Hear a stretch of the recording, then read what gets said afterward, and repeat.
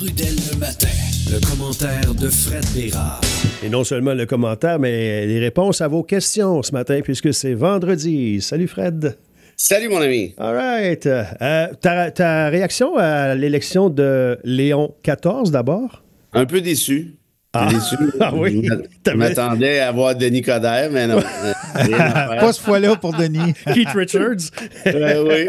Keith Richards, c'est déjà le pape, tant qu'à moi. Regarde oui. là, bof. Donc, on aurait pu le déguiser. Mais au moins, c'est pas Donald Trump. Ouais. Oui. Il s'est quand même approprié un peu la victoire, mais c'est pas lui. C'est pas lui tout à fait. D'ailleurs, le nouveau pape t'avait rincé J.D. Vance récemment. Ben oui. Toute beauté. Ben oui. De toute beauté. Ça risque d'être chic. J'aimerais seulement, par contre, en tout cas, si j'avais un petit vœu à faire, un petit vœu pieux, peut-être je vais monter les marches de l'oratoire à genoux et peut-être que mon vœu sera exaucé, va donc savoir. Et ce serait que l'idéal, ce serait que le nouveau pape apprenne, parce qu'il est sûrement pas au courant, apprenne à Donald que Jésus était un réfugié palestinien qui s'est exilé en Égypte. Est-ce que ça serait pas magnifique de voir la réaction de Donald? D'ailleurs, il est très favorable à l'immigration et, bon, contre, évidemment, tous ceux qui vont à l'encontre d'une immigration.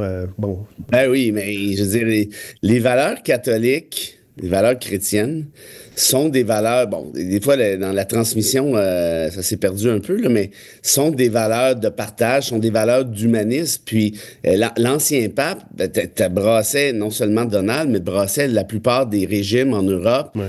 Qui attaquaient les réfugiés, puis ainsi de suite. Puis c'est surtout drôle de voir les ultra-conservateurs qui sont encore chrétiens se faire chauffer les oreilles par leur propre pape, puis essayer de trouver une manière de s'en distancer, parce que c'est bien beau être catholique puis le crier sur tous les toits, mais si t'appliques pas les valeurs chrétiennes, au final, ça donne quoi? T'as-tu quelqu'un de plus anti-chrétien que Donald Trump, à quelque part, quand tu regardes ça aujourd'hui? Ouais. En toutes les attaques sur, justement, les immigrants, les humains de manière générale, les minorités, les différences, et ainsi de suite, c'est le contraire, en fait, des valeurs chrétiennes. Donc, appelons ça un beau, gros paradoxe juteux. Ouais, c'est sûr qu'au niveau humanisme, Trump gagne pas de trophée. En tout cas, il dit qu'il a hâte de le rencontrer. Ben oui, c'est un Américain. C'est pas mal là que ça s'arrête. Et J.D. Vance, qui était allé voir le pape qui nous a quittés, lui... il va peut-être passer un mauvais quart d'heure, on verra. On pourrait le renvoyer au Groenland avec les pingouins. Oui, il était tellement bien reçu au Groenland. Oui, mais justement. OK, on a des questions pour toi, puis toi, tu as des citations pour nous? Ah, ben comme toujours. On fait un échange. OK. J'ai Romain Gary d'un côté, le célèbre écrivain français, et ce bon vieux Voltaire qui refait surface ici et là quand on en a besoin avec un bijou. Mais Gary aussi, c'est un bijou. Ce sont deux bijoux ce matin. Alors, Gary contre Voltaire, c'est vous qui déterminez lequel on aura en fin de chronique au 825-255-9909. Robert. J'ai une magnifique histoire en provenance de l'Éthiopie. Bravo. Que j'ai visité l'été dernier. Vous allez trouver ça magnifique. Mes hommages, Maître Bérard, dit Robert. Habituellement, il y a une claque qui s'en vient. On a un nouveau pape américain. Ma question est, et tu vas avoir besoin de ta mémoire de Pépère André là-dessus, de la mémoire de Pépère André là-dessus. On compare Trump à Hitler. Bon, jusqu'à une certaine mesure, dans certaines... donc, est-ce que... comment on peut... donc, Hitler versus Pie XII. Ben, lui, il écrit Pie XIII, mais il fait référence à Pie XII, forcément. Comment était l'accord à cette époque entre Hitler et Pie XII? Sais-tu comment ça allait? Comment ça s'est présenté? Ben, de mémoire, ces gars-là se servent toujours du pape... parce que le pape, c'est un homme politique aussi, il ne faut pas l'oublier. Tout à fait. Moi, ça ne m'intéresse pas du tout, les affaires de conclave et tout ça, mais je peux pas nier l'influence qu'a un pape sur l'univers politique occidental, notamment, mais pas juste occidental, en Asie aussi parfois. Moi, ce que je me souviens en rapport à Hitler, c'est que Pie XII, Hitler... je veux dire, ces gars-là se servent toujours, je me répète, là, mais se servent toujours un peu du pape pour se donner bonne conscience puis essayer de. Puis au final, qu'est-ce que Pie XII a pu faire? Absolument rien. Il a d'assister au désastre. Donc, il y a une limite au symbole que peut constituer un pape, de toute évidence. Puis ici, ben, pour amener ça aujourd'hui, moi, j'espère que lors de la première rencontre au Bureau ovale, si elle a lieu à ce moment-là, ou en fait, ou encore, fouille-moi où, à Rome, ben, j'aimerais bien, moi, que le pape se tienne debout puis chauffe les oreilles à Donald en public. Ça serait vraiment sympathique, parce que Donald, il peut rentrer dans Zelensky, il peut rentrer dans Justin, il peut rentrer dans qui il veut ou à peu près, mais rentrer dans le pape, ça, c'est la dernière étape. Remarque que s'il y en a un qui est capable, c'est lui. Là. Oui, tout à fait. Mais ça serait quand même un pas pire shit show. De voir Donald pogner les nerfs contre le pape, comment ça, t'es pas venu en saute? Ça serait quand même assez rigolo à suivre. Et dans le même ordre d'idée, une réplique à Trump, un jour, ça serait le fun aussi, parce qu'ils sont tous un peu rampants, puis un peu, ils se tournent la langue 7 fois quand ils sont dans le bureau ovale. Ils tiennent tête un peu, mais juste dans une certaine mesure, ils savent qu'ils n'ont pas le gros bout du bâton. Si tu sers à quelque chose, puis c'est un peu la même chose pour Pidose à l'époque, tu sais, comme pape, t'es le gardien des valeurs chrétiennes, essentiellement. Ouais. Des valeurs catholiques, mais qui sont des valeurs chrétiennes. Alors, tu sais, s'il y en a un qui devrait être indépendant, c'est bien le pape. Alors, j'ose croire qu'il passera le message nécessaire. Ça donnera rien, mais au moins d'un côté symbole, ça serait sympathique. Merci, Bob, pour la question. Un auditeur qui nous écrit concernant le cellulaire, il dit est-ce que l'interdiction du cellulaire lors des pauses à l'école va à l'encontre de la Charte des droits et libertés? Tous devraient être traités équitablement, peu importe l'âge. En classe, je suis à 100% d'accord que ça n'a pas sa place. Mais il faut être de son temps. On est en 2025. La technologie fait partie de nos vies. Si les écrans sont un problème, il faut que la règle s'applique à tout le monde et pas seulement aux jeunes. Partout, travail, lieu, public, école. Ça va-t-il à l'encontre de la Charte, premièrement? Non, honnêtement, je pense pas, parce que pour invoquer la Charte, il faut invoquer un droit précis à celle-ci. Puis pendant que tu lisais la question, j'essayais de voir... la liberté d'expression, non. Le droit à la vie privée, pas tant que ça non plus. Ça a plus ou moins rapport. En fait, t'as pas vraiment de vie privée quand t'es sur les réseaux sociaux. Là, c'est pas mal le contraire. C'est l'inverse, ouais. Il y aurait peut-être le droit à la liberté prévu à la Charte canadienne, à l'article 7. Est-ce que c'est une violation de ton droit à la liberté de pouvoir jouer avec ce genre de truc-là? Disons qu'à la limite, je pense pas, là, mais disons que je disais oui. Il y a un deuxième test qui s'applique à l'intérieur de l'article 7, c'est à savoir, est-ce que la violation, donc la violation du droit à la liberté dans ce cas-ci, est conforme à ce qu'on appelle les principes de justice fondamentale. Les principes de justice fondamentale, c'est quoi? Il y a du fond et de la forme. Le fond, c'est-à-dire le droit substantif, c'est-à-dire l'idée derrière ça. Est-ce qu'elle est ultra répressive? Est-ce qu'elle est dangereuse? Puis tu as la forme, c'est-à-dire, par exemple, les principes de justice naturelle, notamment l'équité procédurale. Ici, je pense pas que ça s'applique réellement côté forme. Côté fond, il faudrait voir, est-ce que ça choque l'esprit de la société canadienne qu'on retire des cellulaires à l'école à des jeunes? Franchement, je ne pense pas. Alors, s'il y avait, donc, si je récapitule, s'il y a un droit qui s'applique, c'est le droit à la liberté, puis même ça, à mon avis, ça tient à pas grand-chose. Mm-hmm. Deuxièmement, les principes de justice fondamentale, à mon avis, ne seraient pas heurtés du fait de cette interdiction-là. Donc, à mon sens, il n'y aurait pas de violation de l'article 7. Tu n'as pas besoin de passer au test de l'article 1er sur la société libre et démocratique. Fait qu'au final, franchement, je ne crois pas. Puis à l'autre sous-question, à savoir si c'est mauvais pour les jeunes, pourquoi on le fait pas pour tous et chacun, ça, c'est quand même une question qui est intéressante. Mais je ne crois pas que le droit à l'égalité qui est prévu à 15 de la Charte canadienne s'applique ici, parce que quand vous regardez le droit à l'égalité, il y a des droits très précis qui sont protégés, notamment le droit à ne pas te faire écœurer sur la question de la race, du sexe, du genre, de la langue, mais pas se faire écœurer sur son cellulaire ou l'équivalent, ça n'existe pas. Je pense pas que ce soit un motif analogue, dans le sens où la Cour pourrait pas étirer l'élastique pour amener ça au cellulaire. Fait qu'en d'autres termes, je crois que non. Ceci dit, vous avez le droit, évidemment, d'être en désaccord. Ça va de soi. Puis la question du pourquoi les jeunes puis pourquoi pas les autres est intéressante, mais je pense que la justification pourrait se faire assez aisément en disant, l'école, c'est un lieu pour apprendre, c'est un lieu pour socialiser, puis c'est temps, justement, de prendre les mesures nécessaires pour éviter de poursuivre dans cette espèce de veine de débarque, là, qui est celle des réseaux sociaux actuellement. Voilà, Sébastien, voilà votre réponse. Petit arrêt et on vous revient avec la suite des choses. Salut, ici Annabelle. Le matin, le commentaire de Fred Bérard. On me dit qu'il y a un parent, je pense, qui va nous envoyer le courriel qui a été envoyé par l'école aux jeunes concernant ça. On va pouvoir le décortiquer. Toi, tu voulais peut-être... Oui, juste un petit mot sur P12. Il était connu pour être antisémite, mais il ne faudrait pas oublier aussi que il avait, quand les nazis ont envahi Rome, P12 avait tout fait pour éviter le bombardement de la ville. Hein, on va le remercier. Ouais. Puis il avait aussi protégé les Juifs menacés. Il les avait mis à l'abri, ce qui n'avait pas empêché, ceci dit, leur déportation. Et il a reçu certaines reconnaissances de la communauté juive après coup. Mais il y avait quand même, ironiquement, un fond antisémite aussi. Donc, tout ça pour dire que la relation entre P12 et Hitler, là, c'était un peu complexe à la base. D'accord, merci. Du complément d'information, André, de ton bord? Mathieu qui te demande, Fred, qui a raison, Christian Dubé ou les médecins avec le nouveau projet de loi de la CAQ? Vers quel bord tu penches, toi? Sur le fait de forcer les médecins parce qu'il y a plusieurs volets, là, c'est que le volet dans l'ensemble là, du projet de loi. On veut les payer selon la performance. Là, on a un nombre de clients qui vont prendre. Ah oui, oui. Ben, écoute, c'est sûr, dans ces affaires-là, le problème, c'est toujours, comment je dirais... Si tu lances ça de même, est-ce que vous êtes d'accord pour que les médecins soient payés en fonction de leur performance? Souhaitez-vous que les médecins performent davantage? Il n'y a personne qui va répondre non à ça. Maintenant, il faut toujours faire attention à ces politiques-là parce que ça a souvent des effets pervers.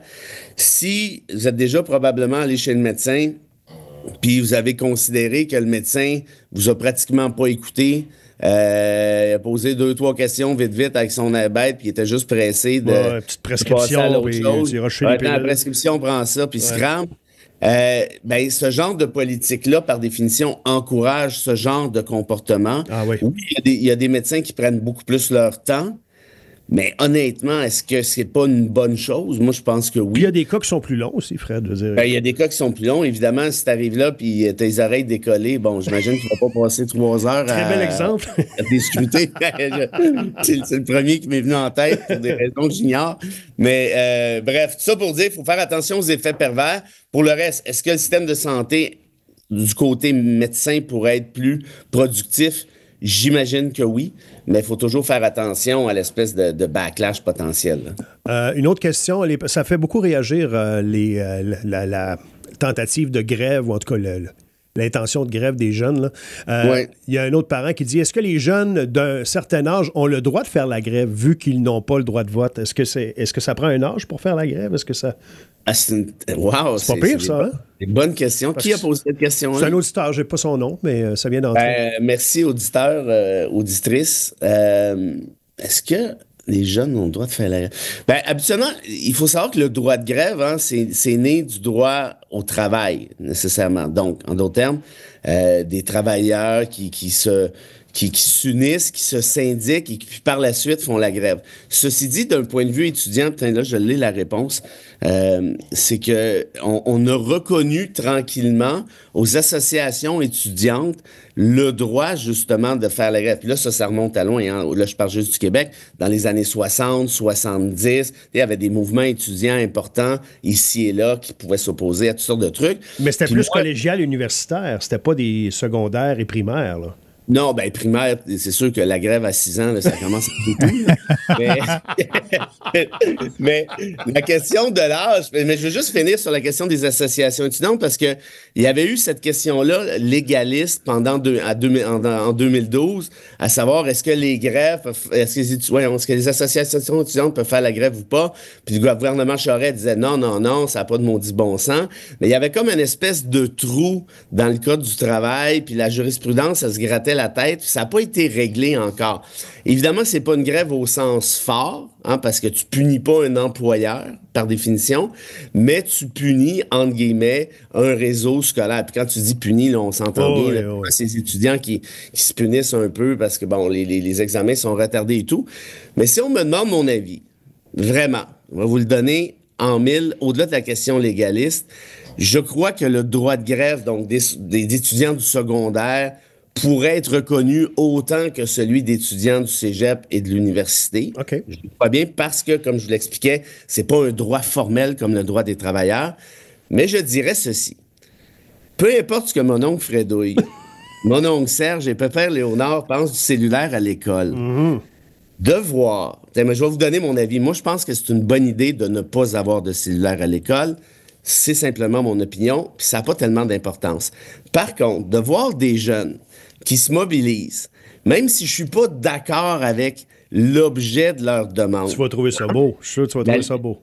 La liberté d'expression Ouais. fait en sorte ceci. La liberté d'expression tient à une chose. Permettre à des gens d'exprimer des opinions avec lesquelles tu n'es pas d'accord. Si tu veux empêcher du monde de dire, regarde, moi je veux ci, moi je veux ça, même si tu trouves que ça, pour X raisons, c'est peut-être pas une bonne idée, c'est pas grave. On s'en fout de ce que toi, tu penses.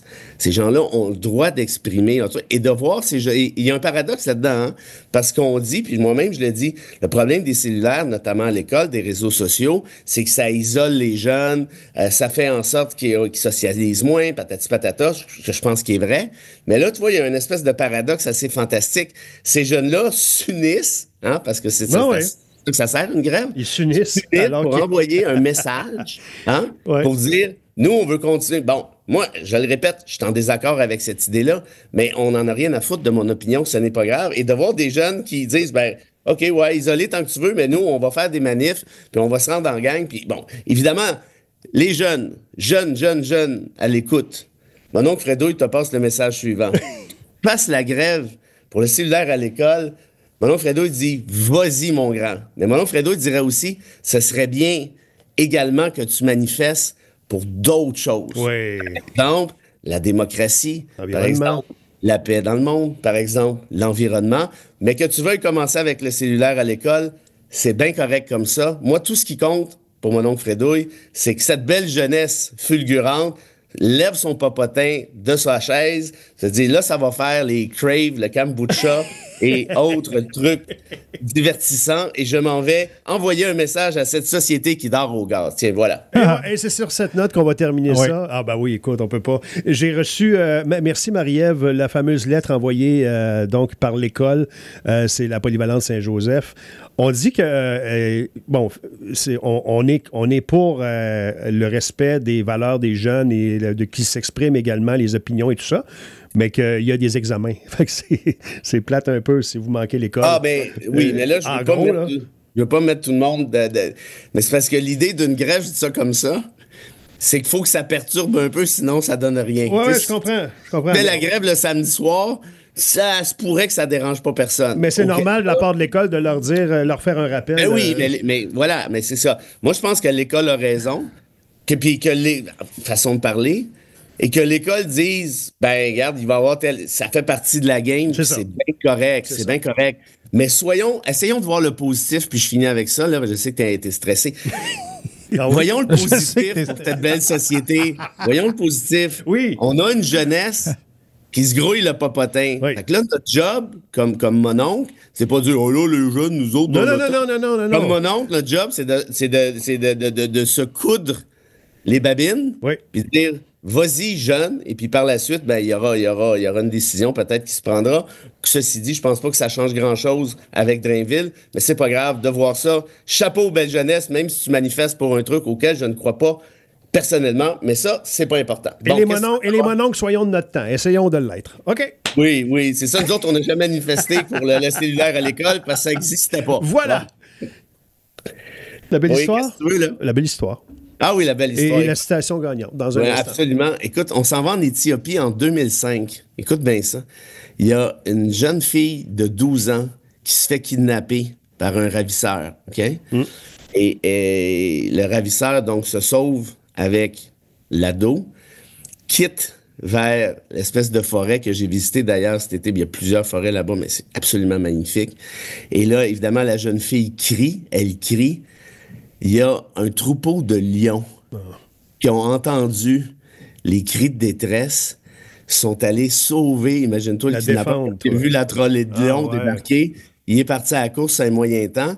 Et les lions ont entouré la victime jusqu'à temps que les policiers débarquent. Ben voyons donc. Et oui, je te jure, et les scientifiques ont dit, ben, c'est probablement parce que les cris de la jeune fille faisaient penser à un cri de lionceau, Ouais. essentiellement en détresse. Puis tu vois l'espèce d'instinct animal, comme c'est absolument fantastique. Mais là, avoir peur, être entouré de lions, je dis pas. Ben, je pense qu'il avait moins peur des lions que des violeurs, mais ça, c'est... De toute évidence, en tout cas, les lions ont fait une meilleure job. On veut Gary, on veut Gary. Oubliez Gary, ben, vous allez en avoir pour votre argent.